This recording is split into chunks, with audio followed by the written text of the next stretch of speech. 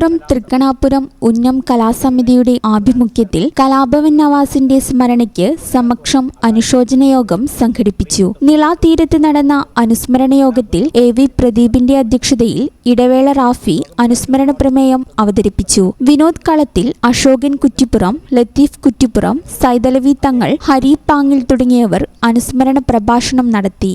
നമസ്കാരം.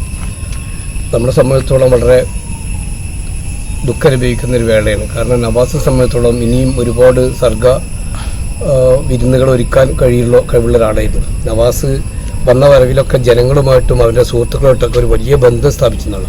എനിക്ക് വ്യക്തിപരമായിട്ട് ബന്ധം കൂടുതൽ നിയാസിനിട്ടും അബൂബക്കർ ഖാനിട്ടുമാണ്. പക്ഷേ എങ്കിൽ പോലും നവാസ് നമ്മുടെ ഉള്ളിൽ ആദ്യമേ പതിഞ്ഞൊരു മനുഷ്യനെയാണ്.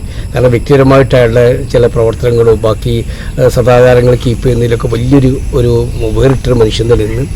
അപ്പോൾ അതുകൊണ്ട് ഞാനായി മനസ്സിലാക്കുന്നത് നമ്മളൊക്കെ ഏത് സമയവും വിട പറഞ്ഞു പോകും. പക്ഷെ അതിന് മുന്നേ അടയാളപ്പെടുത്തി പോകാന്നുള്ള രൂപത്തിൽ അക്ഷരാർത്ഥ നവാസ് അടയാളപ്പെടുത്തിയിട്ടുണ്ട്. അപ്പോൾ അതിൻ്റെ കുടുംബത്തോട് നമ്മൾ അനുശോചനം അറിയിക്കുന്നതോടൊപ്പം ഇനിയുള്ള വിഷയങ്ങളിലും പ്രശ്നങ്ങളിലൊക്കെ അവർക്ക് പരിഹരിക്കപ്പെടാനുള്ള ശേഷി ഉണ്ടാവട്ടെ എന്ന പ്രാർത്ഥനയോട് അവസാനിപ്പിക്കുന്നു. നിങ്ങൾക്ക് നന്ദി. ഈ channel news Kuttippuram. Saaf education government സ്ഥാപിതമായ കേരള സ്റ്റേറ്റ് റൂട്രോണിക്സിന്റെ അംഗീകൃത സ്ഥാപനം കൂടിയാണ് സാഫ് എഡ്യൂക്കേഷൻ.